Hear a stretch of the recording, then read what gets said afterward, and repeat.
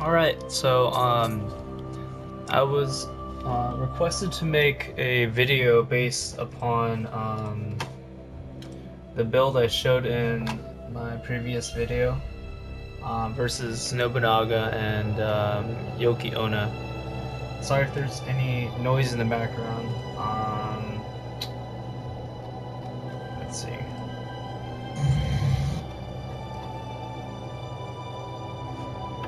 Yeah, this was a request from Jack Krauser, and he was just asking me to put this video up. Alright, so I'm just gonna kind of jump right into it. The first thing I'm gonna show you is just my kind of stats right now, my current level. At the time I did Yoki Onna and Nobunaga, I believe I was around like level 100, so I'm just a little bit more stronger than I was. But this doesn't change up my build up that much.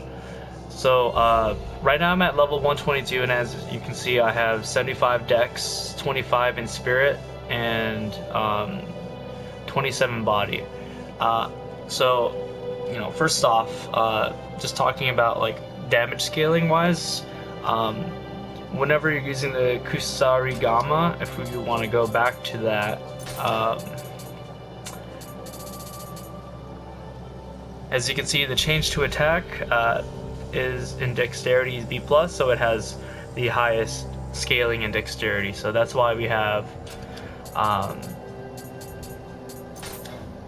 most of our focus in dexterity, primarily because of the damage, but also the fact that with each point of dexterity also gives you 10 life as well. So you're not fully committing to damage by putting all your points in dexterity. You get a good chunk amount of life as well by doing that. Additionally, you'll also get, I believe, 2 ninja points per level of dexterity in your ninjitsu, which will help your ninjitsu capacities to help you do help your equip some ninja slots, do those abilities. Alright. Next up, I have 25 in spirit. This is just so that I can maximize the effectiveness of all the guardian spirits. So you can take advantage of, let's say, of any one of them. Okay. So you'll get damage from body as well. Now it's only 27, so you could kind of do this build either like hybrid dexterity and body all the way until like level 100 if you feel that early on your survivability is a big thing. If you're having a lot of trouble with the early bosses, then I think it wouldn't be such a bad idea to dump maybe just enough dexterity so that you'll maximize your ninjitsu capacity. I believe, I can't remember if it's 20 or 30 on the spot. Let's see. But yeah, just a quick search and you'll know exactly how much it is. I believe it's get around like 30 dexterity, and then pump body until maybe like 30 or so, and then you can put the rest into dexterity if you really feel that your life is like way too low and you're getting hit. Alright. And just enough about the stats. Do you want to show off my armors, what kind of build it is? It's pretty straightforward build. There's nothing too crazy about it. In the video, I fought Nobunaga and Yoki Onna, and I was using the Iga set, actually, which is the set you'll get from Hanzo by completing one of his dojo quests in the middle of the game. So that set is kind of just given to you. The set I'm using now is the Red Demon armor set. I'm just going to kind of explain what it does. When you have all 6 pieces, so when you have all 5 pieces of armor plus the Akaoni no Sankaku Spear, you'll have increased ki recovery speed. Let's see. And increased attack when the enemy is scorched. So you're gonna deal up to like 33% extra damage when you have that on.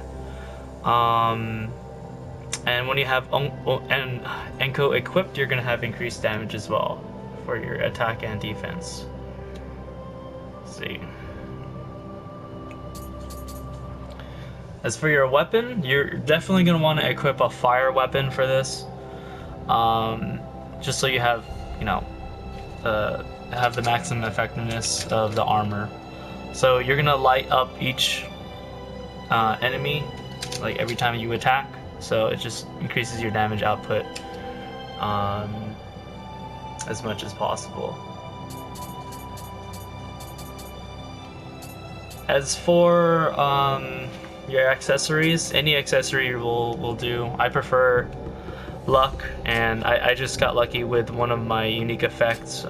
Received elemental damage is a lot less, and so it's pretty good. I have increased fire damage on my fan as well. On my water charm, I have decreased shortened recovery time when you're out of ki, and that just kind of helps when if somehow like you get hit and when you're guarding or when your guard breaks, etc.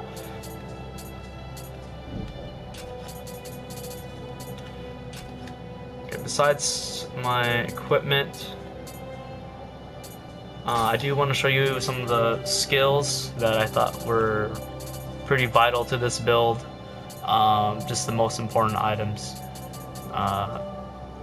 to get in when you're getting ninjitsu.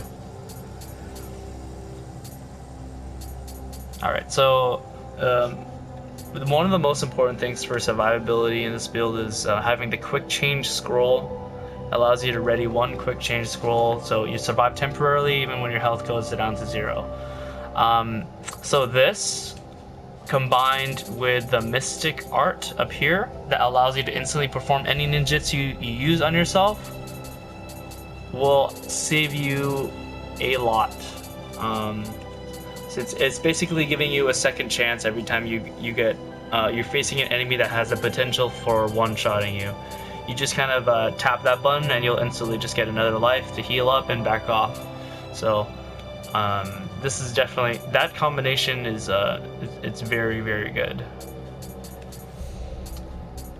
Apart from the quick change scroll, there's also the power pills.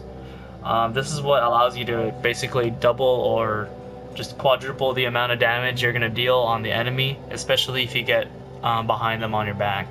So when you stack the power pills combined with scorching them on fire and hitting them on the back, you can deal some really insane damage. Especially when you combine with this with snakebite technique, increases your recurrent damage dealt by 5%, as well as the kusarigama skills that increase your passive damage abilities. For the kusarigama, I personally prefer waxing crescent, which increases your attack damage and ki damage by the kusarigama sickle. So this is basically just the sharp part. So whenever you're in low stance, your first 2 hits will always be from the sickle. So those 2 guaranteed hits will always deal increased damage, which is very useful whenever you're just trying to play hit and run style tactics, which works very effectively on bosses.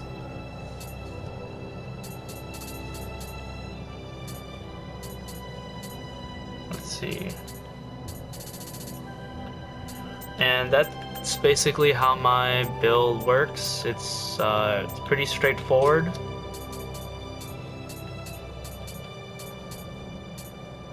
It actually doesn't really come fully into effect until you have the mystic arts. That way you'll have your full survivability. One thing I want to take note of is that the allegiance, as in the clan you chose, I chose Shimazu just because it has increased key recovery speed as well. Stacking your key recovery speed just allows you to be able to play very Bloodborne style, just like hit and run, dodge, attack once or twice, and just keep the pressure on the opponent. All right, well, trying to think if there's anything else I wanted to explain.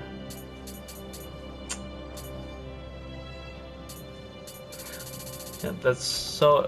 I guess I covered everything else. If you have any more questions, need anything from me to explain, or just want me to do another run of another boss that you had trouble with, I can post up another video for that.